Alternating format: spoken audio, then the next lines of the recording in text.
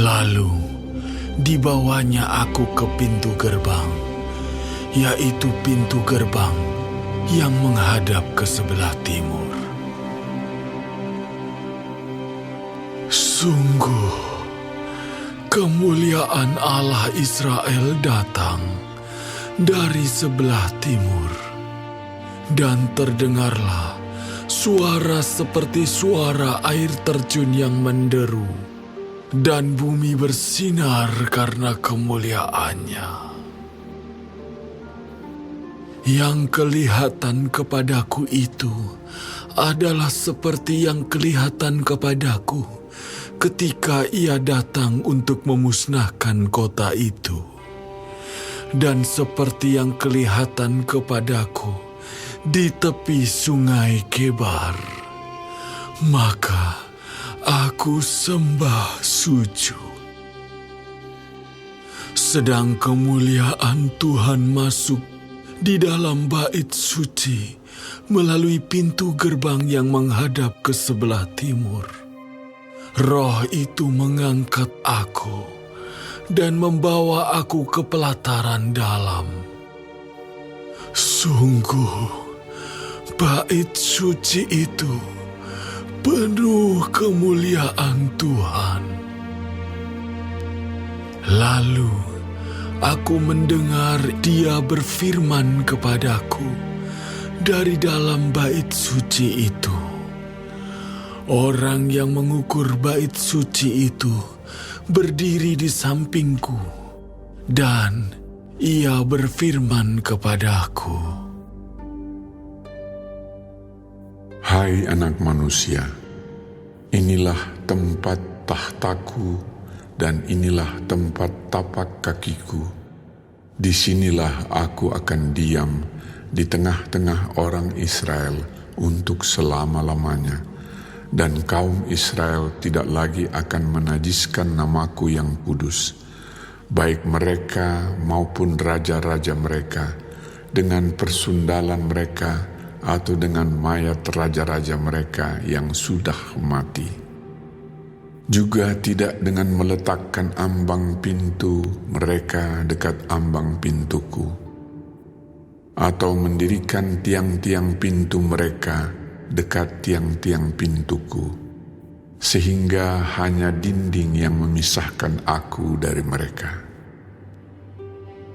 Mereka menajiskan namaku yang kudus dengan perbuatan-perbuatan mereka yang keji, maka dari itu aku menghabiskan mereka dalam amarahku. Sekarang mereka akan menjauhkan ketidaksetiaan mereka dan mayat raja-raja mereka daripadaku, dan aku akan diam di tengah-tengah mereka untuk selama-lamanya. Maka engkau, hai anak manusia, terangkanlah kepada kaum Israel tentang bait suci ini, agar mereka menjadi malu melihat kesalahan-kesalahan mereka, juga bagaimana bait suci itu kelihatan dan rancangannya. Dan kalau mereka merasa malu melihat segala sesuatu yang dilakukan mereka, gambarlah bait suci itu, bagian-bagiannya, pintu-pintu keluar dan pintu-pintu masuknya, dan seluruh bagannya. Beritahukanlah kepada mereka segala peraturannya dan hukumnya, dan tuliskanlah itu di hadapan mereka, agar mereka melakukan dengan setia segala hukumnya dan peraturannya. Inilah ketentuan mengenai bait suci itu. Seluruh daerah yang di puncak gunung itu adalah maha kudus. Sungguh, inilah ketentuan mengenai bait suci itu. Inilah ukuran-ukuran mezbah itu dalam hasta, yaitu hasta yang setapak tangan lebih panjang dari hasta biasa. Paritnya adalah satu hasta dalamnya, dan 1 hasta lebarnya, dan sekeliling parit itu ada tepi yang tingginya 1 jengkal. Dan inilah tinggi mezbah itu. Dari parit yang di dalam tanah sampai jalur keliling yang terbawah adalah 2 hasta, dan lebar jalur keliling itu adalah 1 hasta.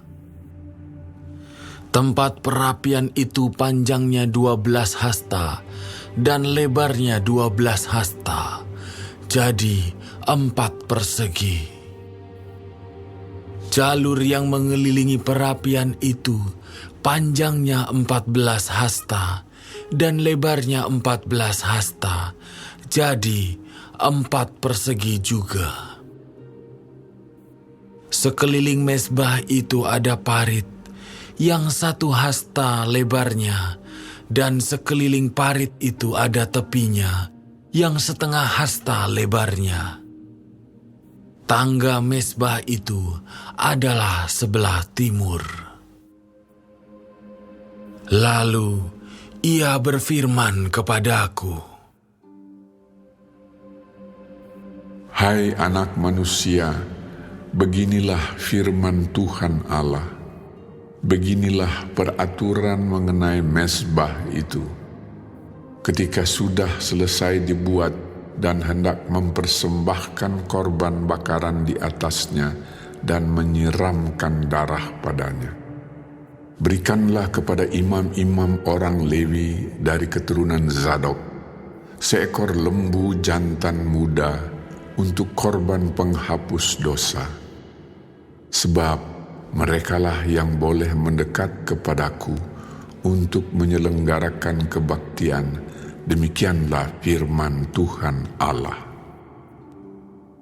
Dan ambillah sedikit dari darah itu dan bubuhlah itu pada 4 tanduk mezbah itu dan pada 4 sudut jalur keliling itu dan pada tepinya sekeliling. Dengan demikian engkau menyucikan mezbah itu dan mengadakan pendamaian baginya. Ambillah lembu jantan untuk korban penghapus dosa itu, dan orang harus membakarnya di tempat yang sudah ditentukan sekitar bait suci, di luar tempat kudus. Pada hari kedua engkau harus mempersembahkan seekor kambing jantan yang tidak bercela sebagai korban penghapus dosa, dan orang harus menyucikan mezbah itu seperti sudah disucikan dengan lembu jantan. Sesudah upacara penyucian itu engkau selesaikan, engkau harus mempersembahkan seekor lembu jantan muda yang tidak bercela dan seekor domba jantan dari antara domba-domba yang tidak bercela. Engkau harus membawanya ke hadapan Tuhan, dan imam-imam harus menaburkan garam ke atasnya dan mempersembahkannya sebagai korban bakaran bagi Tuhan.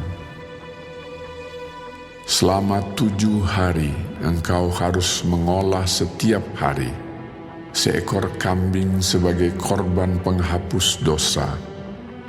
Harus diolah juga seekor lembu jantan muda dan domba jantan dari antara domba-domba yang tidak bercela.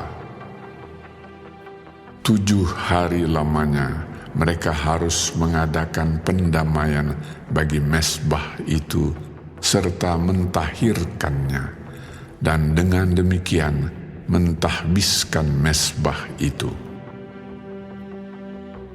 Sesudah hari-hari itu berakhir, maka pada hari ke-8 dan seterusnya, imam-imam akan mengolah korban-korban bakaranmu dan korban-korban keselamatanmu di atas mezbah itu, dan aku akan berkenan kepada kamu. Demikianlah firman Tuhan Allah.